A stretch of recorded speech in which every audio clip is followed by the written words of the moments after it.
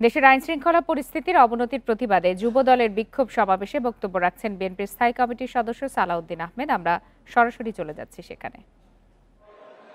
Professor Yunus সাহেব, মাননীয় প্রধান উপদেষ্টা, আপনি যথাযথ প্রক্রিয়ায় নির্বাচন কমিশনে নির্বাচনের প্রস্তুতির জন্য ফেব্রুয়ারির প্রথম সপ্তাহে নির্বাচনের প্রস্তুতির জন্য আপনি আপনার মেসেজ ইনস্ট্রাকশন যথাযথ প্রক্রিয়ায় দিবেন।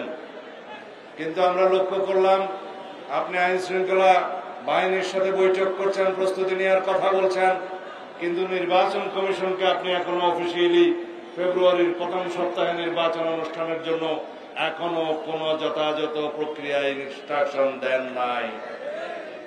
আশা করব এই জাতিকে আশ্বস্ত করবেন, জনগণকে আশ্বস্ত করবেন, অতি শিগগির যথাযথ প্রক্রিয়ায় প্রধান উপদেষ্টার কার্যালয় থেকে সেই মেসেজ আপনি নির্বাচন কমিশনে প্রদান করবেন। আমরা চাই বাংলাদেশে যে নির্বাচন সর্ববিশ্বতে অনুষ্ঠিত হবে এই নিরপেক্ষ সরকারের অধীনে, সেই নির্বাচন যেন পৃথিবীর মধ্যে একটি দৃষ্টান্ত স্থাপন করে। এটা অবাধ ও সুষ্ঠু নিরপেক্ষতায় যেন একটি জ্বলন্ত প্রমাণ হয়, সারা পৃথিবীর কাছে প্রশংসিত হয়, এর স্বচ্ছতা নিয়ে যেন কোনো প্রশ্ন না ওঠে।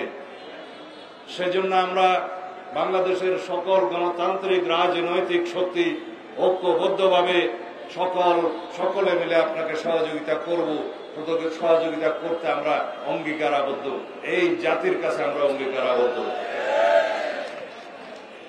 আমরা সহযোগিতা করার জন্য অঙ্গীকার করেছি, কিন্তু সরকারের পদক্ষেপ দেখে মানুষ যেন আশ্বস্ত হয় যে তারা আমাদের সহযোগিতা নিতে চায়।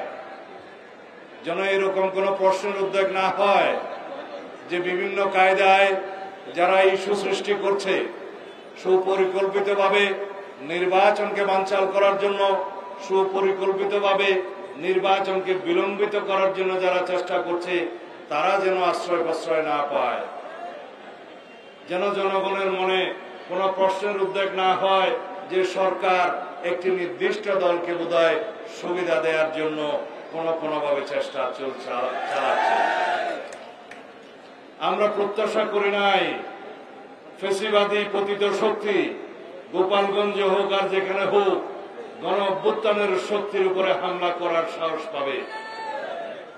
আমরা আশা করি নাই এই জাতি কখনো এই দৃশ্য অবলোকন করবে যে গণ অভ্যুত্থানের অমিত সাহসী সন্তানদের উপরে ফ্যাসিবাদী পতিত শক্তি হামলা করার সুযোগ পাবে, সাহস করবে। কিন্তু কেন? এই কেনর জবাব হচ্ছে যারা একটি নতুন রাজনৈতিক দল সংগঠিত করেছে, যাদের এখনো রেজিস্ট্রেশন নাই, তারা অনেক আবেগ তাড়িত হয়ে অপরিকল্পিতভাবে এমন সব রাজনৈতিক কর্মসূচি দিচ্ছে, সেই রাজনৈতিক কর্মসূচির কারণে আজকে সারা বাংলাদেশ অবলোকন করলো জাতির যারা গণ অভ্যুত্থানের অগ্রসেনানী, তাদের উপরে পতিত ফ্যাসিবাদী শক্তি হামলে করছে। পল্টন থেকে সরাসরি ছিলাম সালাউদ্দিন আহমেদের বক্তব্যে।